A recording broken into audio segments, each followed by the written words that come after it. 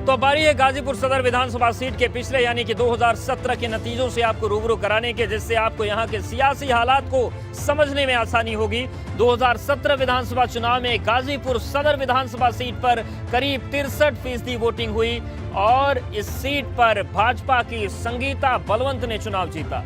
संगीता बलवंत ने इस चुनाव में सपा के राजेश कुशवाहा को मात दी थी। तो ये पिछली बार का चुनावी आंकड़ा हमने आपको दिखाया और अब आपको गाजीपुर सदर विधानसभा सीट के पिछले 3 नतीजों के बारे में जानकारी देते हैं ताकि आपको इस सीट की स्थिति और बेहतर ढंग से साफ हो सके। तो देखिए, ये इतिहास आपके सामने आ रहा है। 2007 विधानसभा चुनाव में इस सीट से सपा की सैयदा शादाब फातिमा ने जीत दर्ज की। 2012 में गाजीपुर विधानसभा सीट पर सपा ने शादाब फातिमा का टिकट काटकर विजय मिश्रा पर दांव खेला, वो भी सपा से विधायक बने।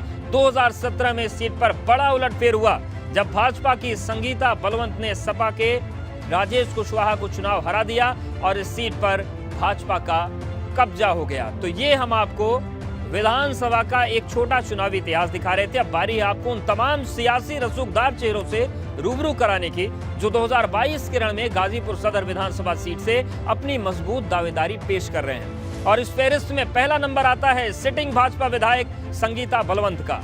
दूसरा नंबर संतोष यादव का है जो कि 2017 विधानसभा चुनाव में बसपा से उम्मीदवार थे और तीसरे नंबर पर थे, लेकिन अब ये भाजपा में शामिल हो चुके हैं। तीसरा नंबर विजय मिश्रा का है जो कि 2012 में इस सीट से सपा विधायक रहे और राज्य मंत्री भी रहे, हालांकि अब ये बसपा में शामिल हो चुके हैं। वहीं चौथा नंबर राजेश कुशवाहा का है जो कि 2017 विधानसभा चुनाव के रनर अप रहे थे। तो ये 4 बड़े और कद्दावर चेहरे गाजीपुर सदर विधानसभा सीट के। अब इन तमाम चेहरों से आपको हम विस्तार से परिचित कराते हैं कि किस तरीके से इनकी ताकत है और 2012 के रण में दावेदारी पेश कर रहे हैं। पहला नंबर आता है भाजपा की संगीता बलवंत का। संगीता बलवंत 2017 में चुनाव जीती और मौजूदा भाजपा विधायक हैं। यूपी सरकार में सहकारिता राज्य मंत्री हैं। इलाके के सवर्ण और पिछड़े तबके के वोटर्स के बीच इनकी मजबूत पैठ है और इन्हीं खूबियों के साथ ये 2022 के रण में मजबूत दावा पेश कर रही हैं। अब बारी है आपको गाजीपुर सदर विधानसभा सीट के दूसरे बड़े चेहरे से रूबरू कराने की जो पहले हाथी पर सवार थे लेकिन अब कमल का दामन थाम चुके हैं। ये है संतोष यादव। 2017 विधानसभा चुनाव में बसपा प्रत्याशी थे और तीसरे नंबर पर रहे। बसपा छोड़कर भाजपा में शामिल हो चुके हैं। इलाके के यादव और दूसरी पिछड़ी जातियों पर मजबूत प्रभाव रखते हैं। आपको बता दें कि इस सीट पर यादव मतदाता बड़ी तादाद में हैं और इसी आधार पर ये अपनी मजबूत दावेदारी पेश कर रहे हैं। अब आपको वक्त है दिखाने का गाजीपुर सदर विधानसभा सीट के तीसरे बड़े चेहरे के बारे में। ये बसपा से हैं और पहले विधायक भी रह चुके हैं। इनका नाम है विजय कुमार मिश्रा। विजय कुमार मिश्रा 2012 में सपा से विधायक रहे। अखिलेश सरकार में राज्य मंत्री के पद पर भी रह चुके हैं विजय कुमार। हालांकि अब ये साइकिल की सवारी छोड़कर हाथी पर सवार हो गए हैं और 2022 के रण में बसपा से अपनी मजबूत दावेदारी पेश कर रहे हैं। बारी है आपको गाजीपुर सदर विधानसभा सीट के चौथे बड़े चेहरे से रूबरू कराने की जो इलाके में समाजवादी पार्टी का चेहरा है और 22 के रण में अपनी मजबूत दावेदारी पेश कर रहे हैं। इनका नाम है राजेश कुशवाहा।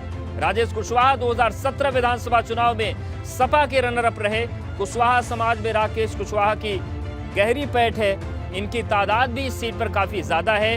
वहीं इलाके के दूसरे वर्गों के बीच इनकी पैठ अच्छी है जिसकी बदौलत ये 2022 के लिए फिर से सपा के तरफ से मजबूत दावेदारी पेश कर रहे हैं। और अब सीधा रुख करते हैं अपने पूर्वांचल के जानकार और वरिष्ठ पत्रकार अरुण मिश्रा जी का। सर, गाजीपुर में इस बार मुकाबला सपा और भाजपा के बीच दिख रहा है या फिर माने कि बसपा भी इस लड़ाई में मजबूती बनाए हुए है?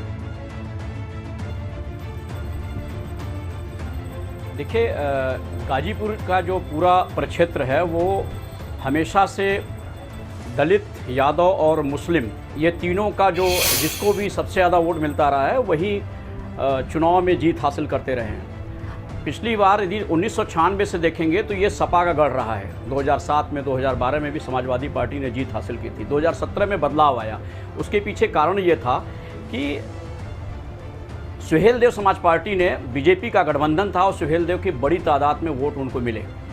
तो लिहाजा संगीता बलवंत अभी सरकार ने उनको राज्य मंत्री भी बनाया है। लिहाजा वो मजबूत स्थिति में इसलिए दिख रही हैं क्योंकि आने वाले दिनों में लोगों को ये भरोसा जो मुझे लग रहा है ये दिख रहा है कि अभी राज्य मंत्री हैं, अगली बार यदि चुनाव जीतती हैं और यदि बीजेपी की सरकार बनती है तो उनको फिर राज्य मंत्री बनाया जाएगा और इस लिहाज से जो कार्य अभी भी अधूरे होंगे वो पूरे हो जाएंगे। बिल्कुल, ये फैक्टर जरूर हो सकता है। सर हमारे साथ आप बने रहे, कुछ और समीकरण आप समझेंगे। तो बारी है गाजीपुर की सदर विधानसभा सीट के उन मुद्दों के बारे में जानकारी देने की जो कि आने वाले चुनाव में अहम किरदार निभाने वाले हैं। और गाजीपुर विधानसभा सीट का जो पहला बड़ा मुद्दा है वो है इलाके का पिछड़ापन। पिछले लंबे अरसे से विकास के दावे तो हो रहे हैं लेकिन ये दावे तस्वीर नहीं बदल पाए। दूसरा बड़ा मुद्दा है किसानों का। यहाँ की बड़ी आबादी कृषि पर आधारित है, ऐसे में किसानों को मिलने वाली सहूलियत भी बड़ा मुद्दा है। तीसरा बड़ा मुद्दा रोजगार का है। यहाँ के ज्यादातर लोग या तो रोजगार कृषि आधारित काम करते हैं या फिर सेना में हैं, ऐसे में ये मसला भी यहाँ पर काफी हावी रहता है। और गाजीपुर सदर सीट से मौजूदा विधायक और सहकारिता राज्य मंत्री संगीता बलवंत का दावा है कि विकास के दम पर वो 2022 में वापसी करेंगे। वहीं सपा के रनर अप राजेश कुशवाहा भी विकास के दावे के साथ 2022 के रण में उतरने की तैयारी कर रहे हैं।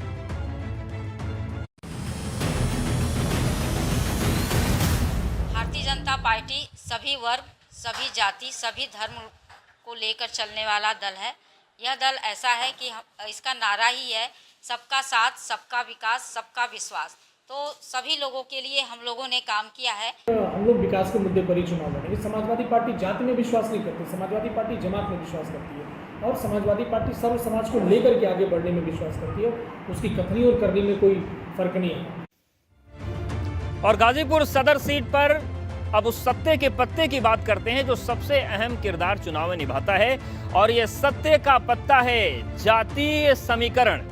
इस सीट पर जातीय समीकरण की किसी उम्मीदवार की जीत और हार तय करती है क्योंकि तमाम जातियों के बड़े चेहरे चुनाव मैदान में होंगे।